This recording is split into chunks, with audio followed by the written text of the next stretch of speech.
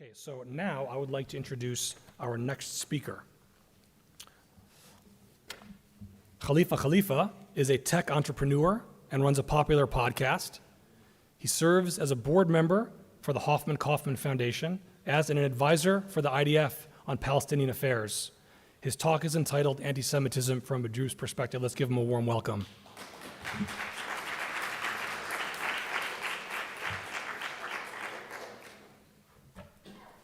Thank you.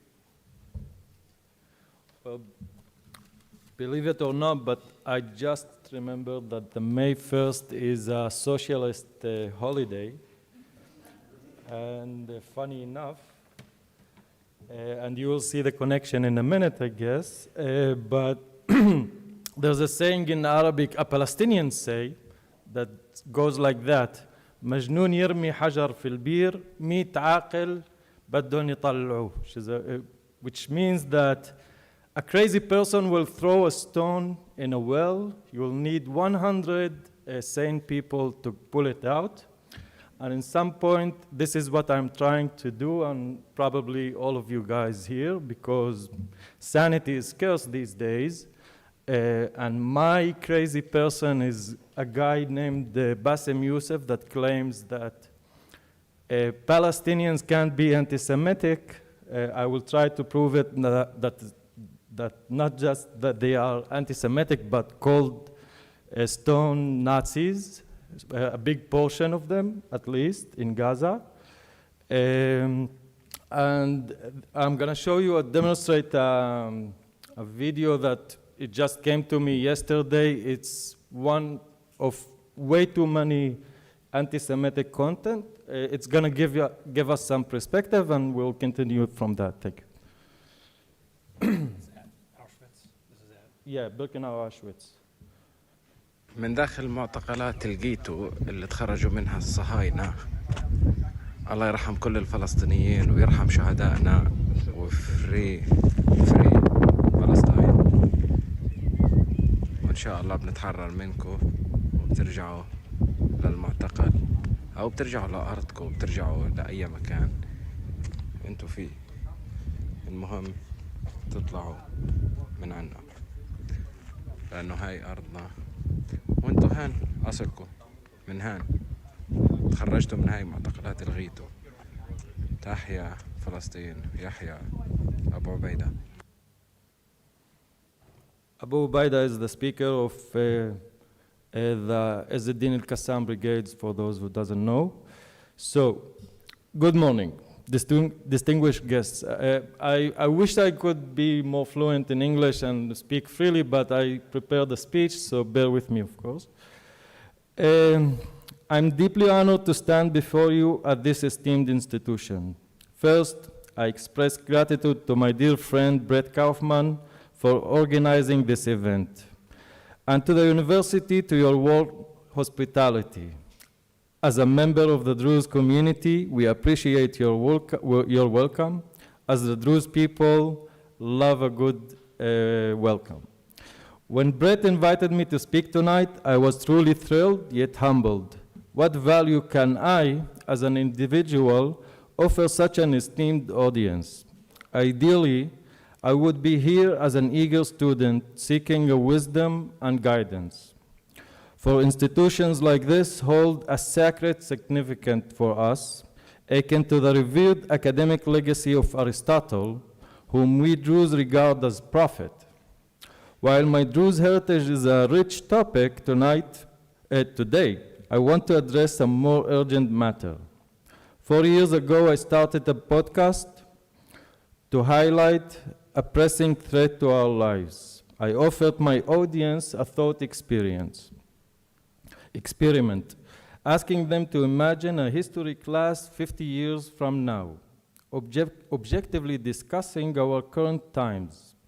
If we detach ourselves from the daily events and media narratives, it seems plausible that we are already in the brink of a world war.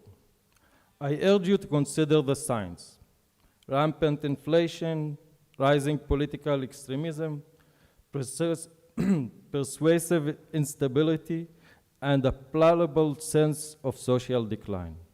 What are the odds of such catastrophic war reshaping global politics, economics, and well-being? 1%, 55%, or perhaps the 50% that Ray Dalio suggests.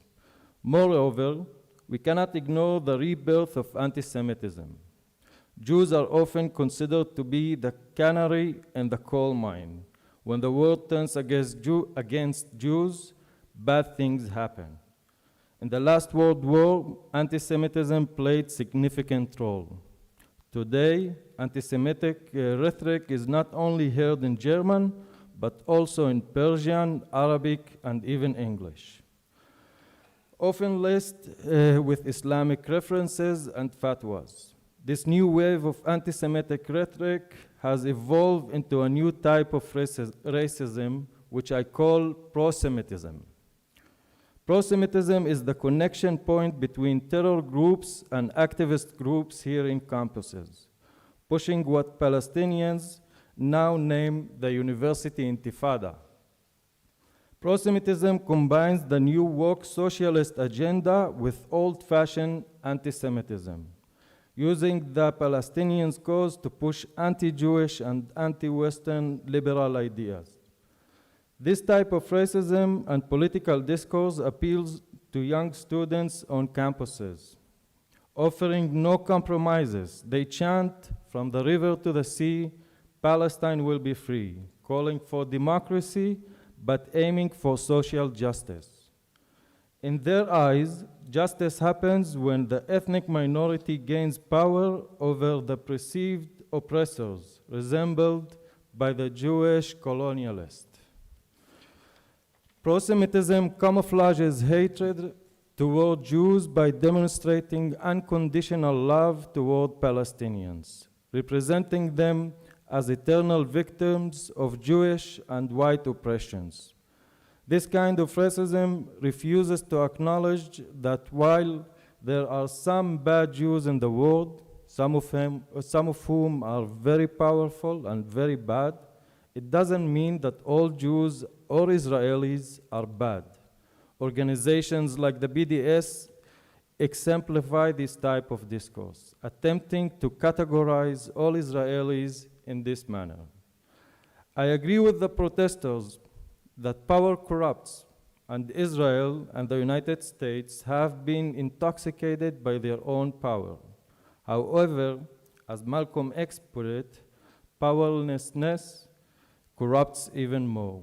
And what is true to the Jews is also true for the Palestinians. Not all Palestinians are bad, and this is a truth we must also acknowledge.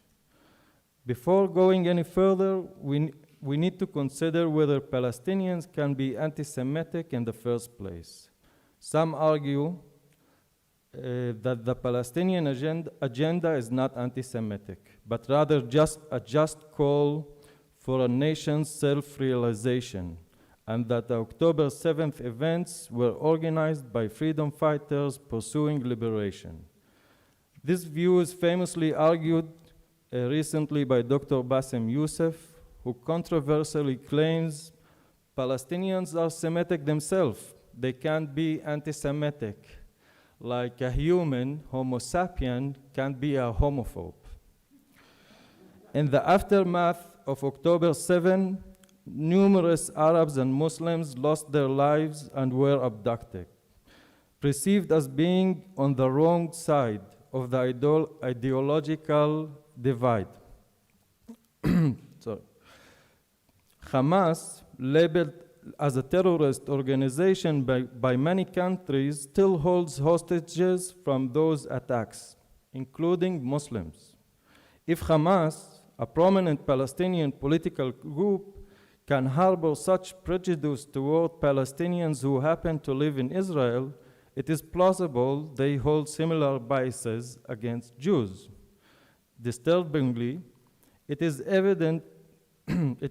evident and became very clear that large numbers of Palestinians can indeed be anti-Semitic, with pure hatred towards Jews, driving people from their homes at that fateful morning towards the Gaza border settlement Gazan civilians stormed through the fence and participated in the atrocities.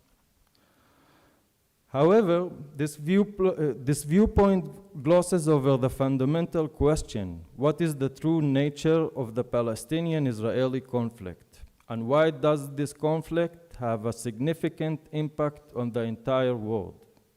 Many Israelis view the conflict as a religious war between Islam and Judaism, but I disagree.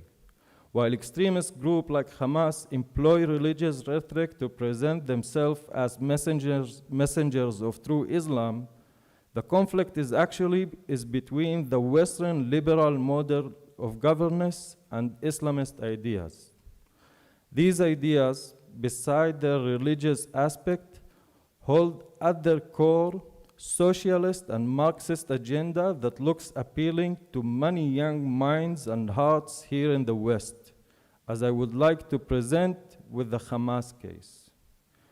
Some in Israel argue that the concept of a civilized democratic state simply doesn't work in the Middle East, not with its enemies or in its tribal and religious atmosphere of the region. The problem in my eyes is that it's not a local story between Israel and the Palestinians, but a global threat to the individual basic freedom, such as freedom of speech and freedom of belief.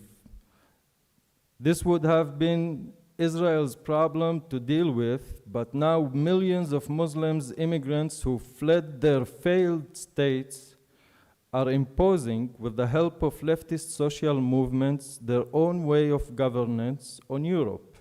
If Israel falls, Europe is next.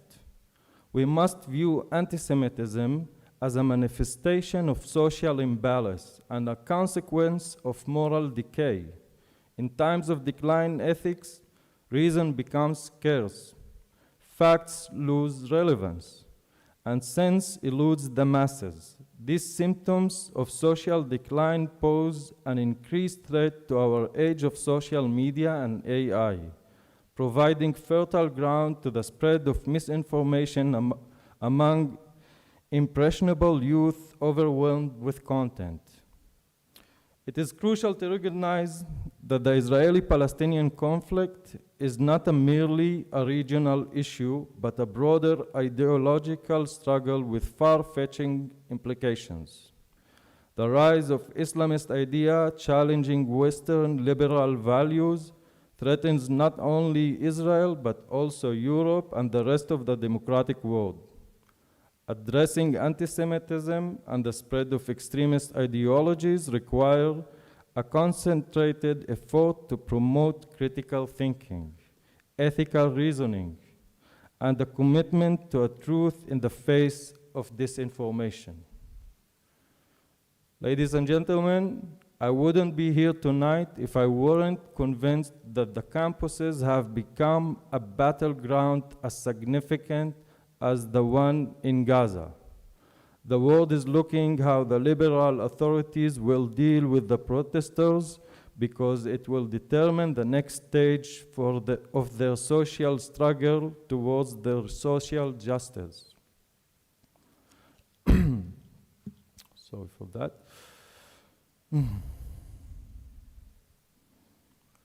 Social justice that is a direct threat to all of us that believe in individual basic freedoms. This is a fight for what is right and what is wrong.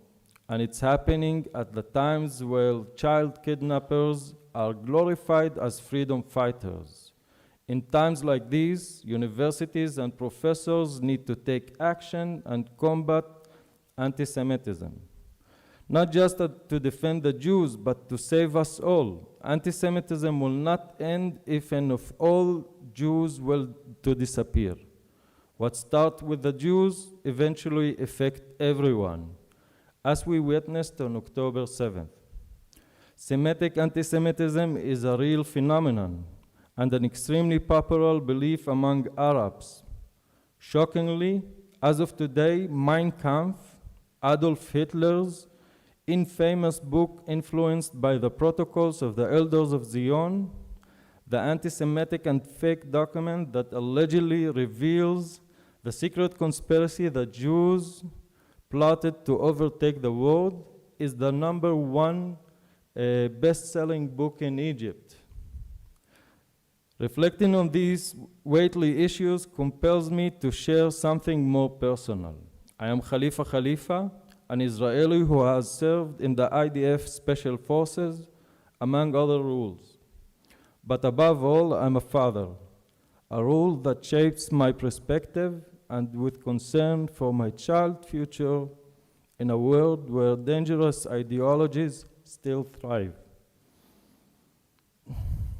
It is this profound worry that drives my commitment to speak out and act. It may seem odd for me, someone not directly affected by antisemitism, to take the stage on this topic, yet my situation is uniquely complex. Some Jews may distrust me as seeming Palestinian, while some Palestinians resent me for seeming too Jewish. But the truth is, I am neither entirely one nor the other. I am both. This blend affords me a deep personal insight into both worlds, making my perspective vital.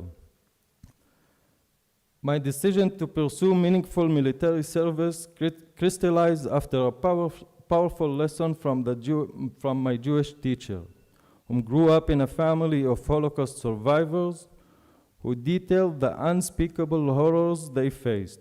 I realized then that the persecution beginning with Jews could easily extend to minorities like the Druze. Something in my young self just felt it in my bones.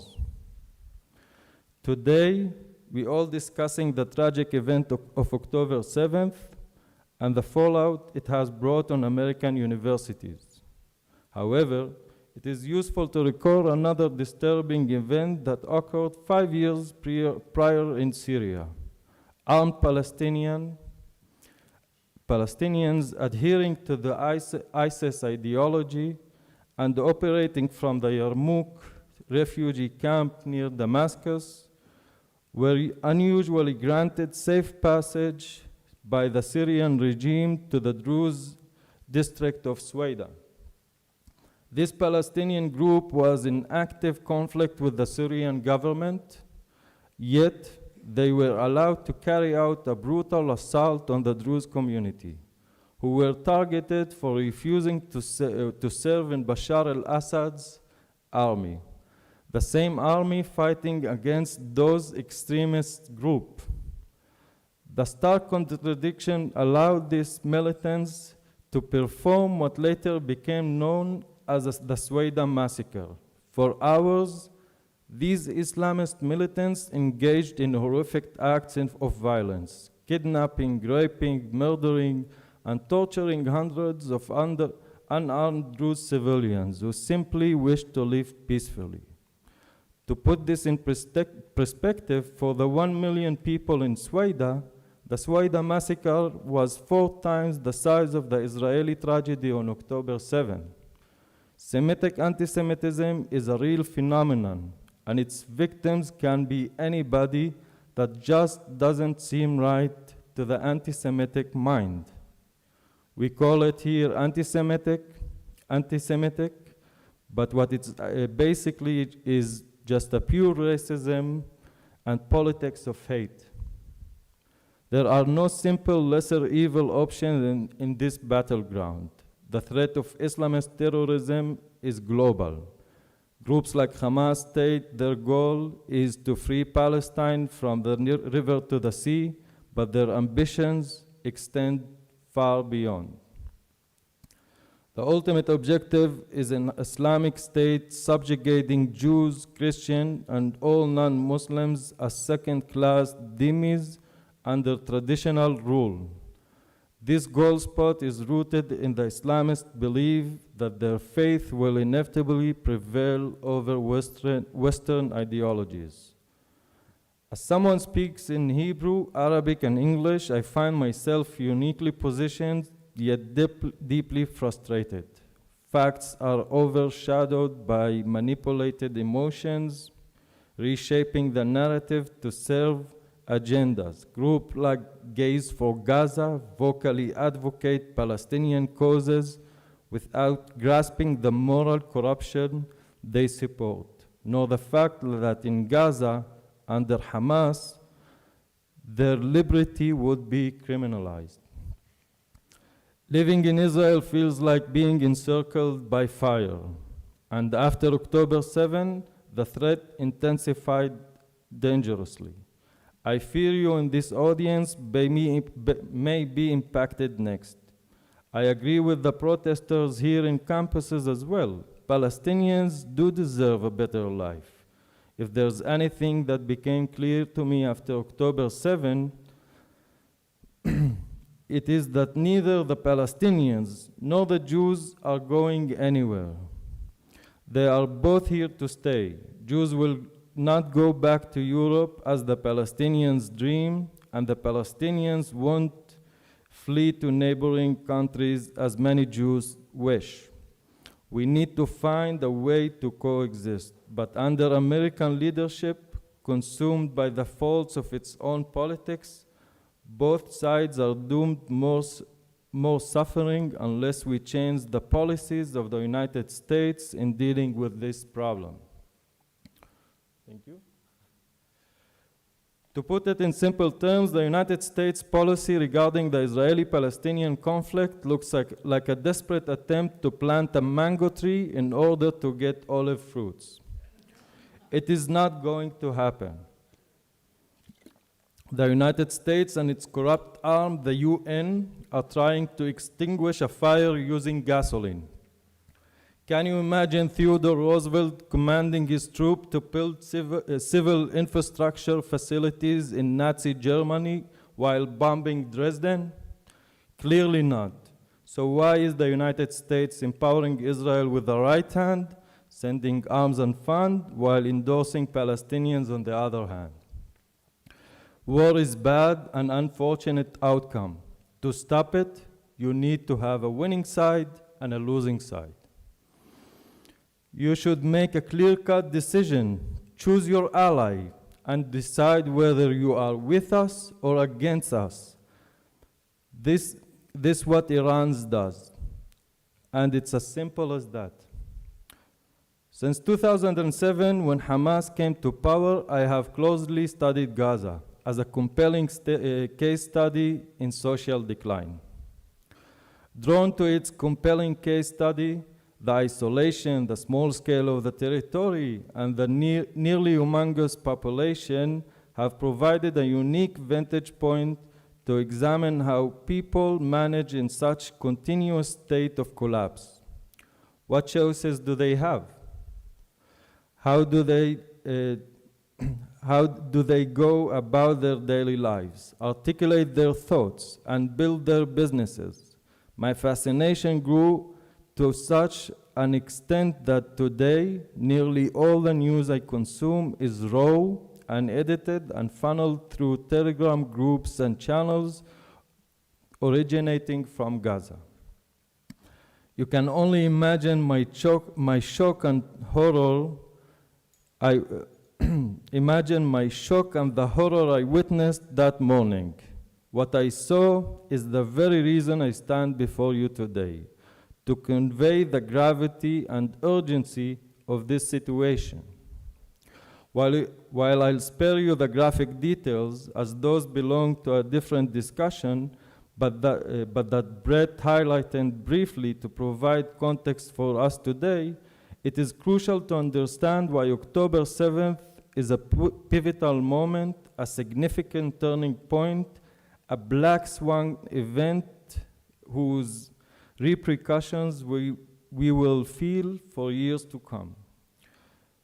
Israel was founded on a solemn promise, never again, a vow that we reaffirm each year just before Independence Day, during our Holocaust Memorial Day observances. However, that blood-stained morning felt like a betrayal of this fundamental pledge. My approach to consuming media is direct and unedited, providing me with a raw glimpse into reality. This is why what I witnessed on October 7th morning was so profoundly unsettling, because indeed what happened that day and what is happening on American universities are directly linked. Drawing from Hannah Arendt's notion of the banality of evil, I define a Holocaust as an event where ordinary people commit horrendous acts. The Holocaust in Germany was largely performed by regular citizens, average common folks, not monsters with no horns or tails, but everyday people.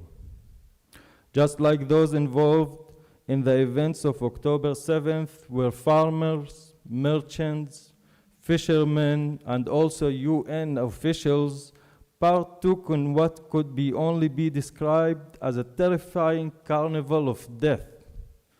The sheer excitement, the joy, and extreme happiness demonstrated by common-day people who wanted to take part of the action, as broadcasted live by news channels from Gaza, streaming unfiltered through Telegram channels, struck a chilling chord with me.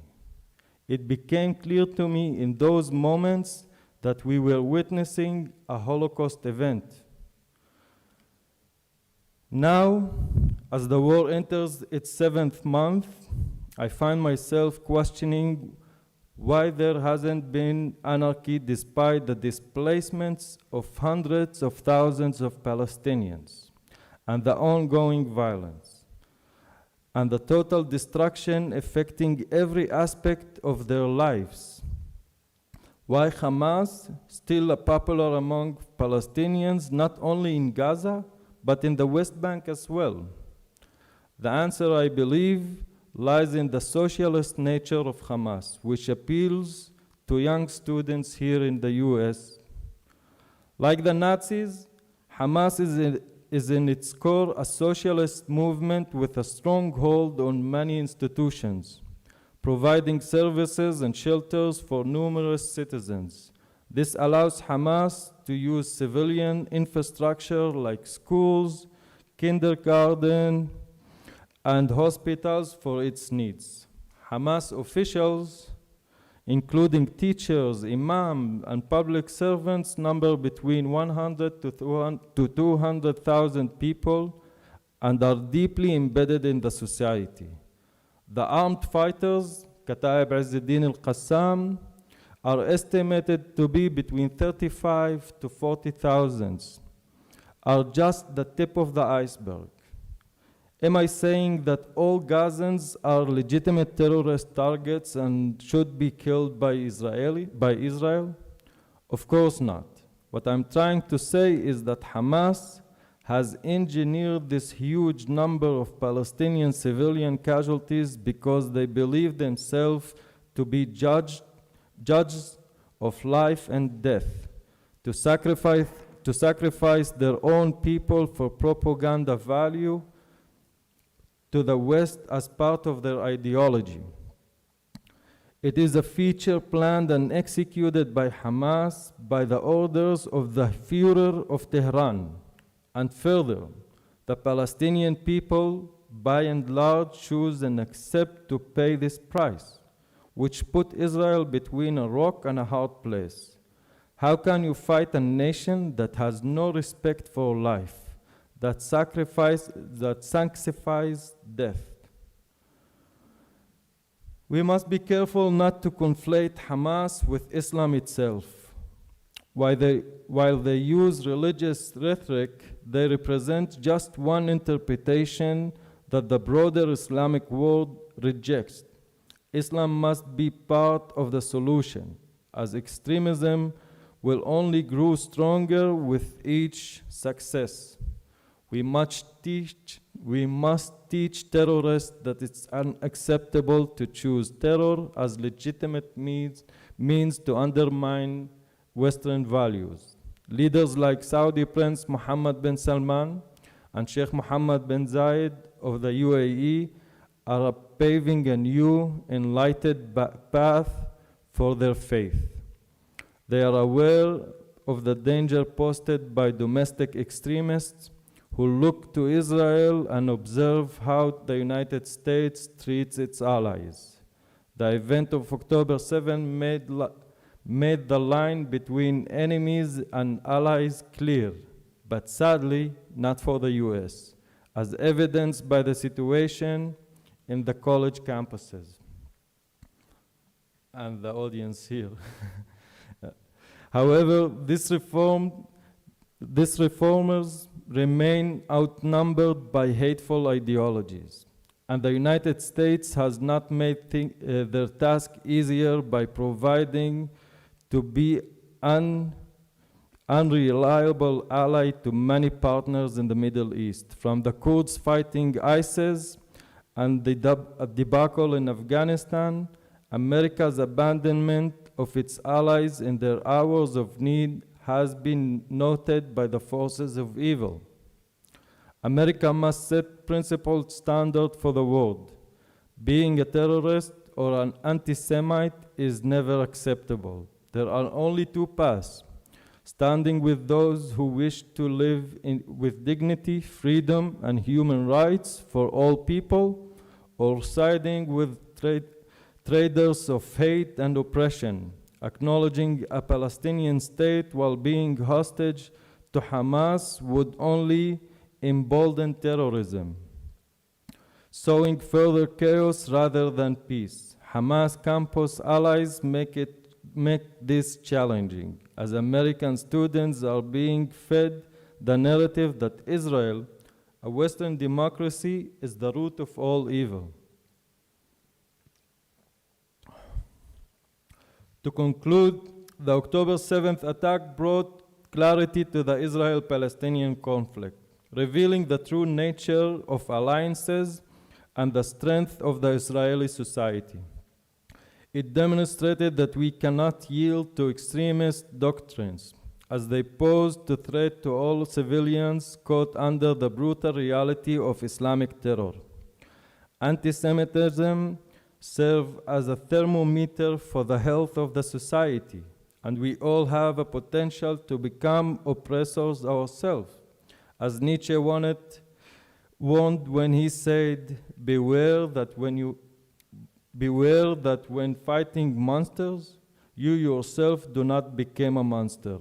For when you gaze into the abyss gazes also into you.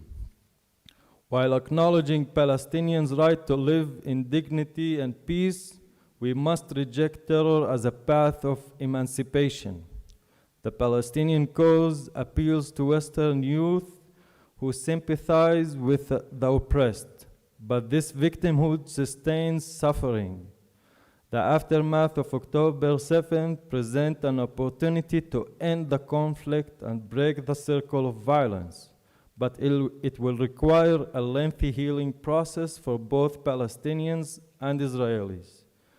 As we move forward, the challenge lies in bringing doubt to the society that has none and fostering alternative political discourse that doesn't rely on violence and terror.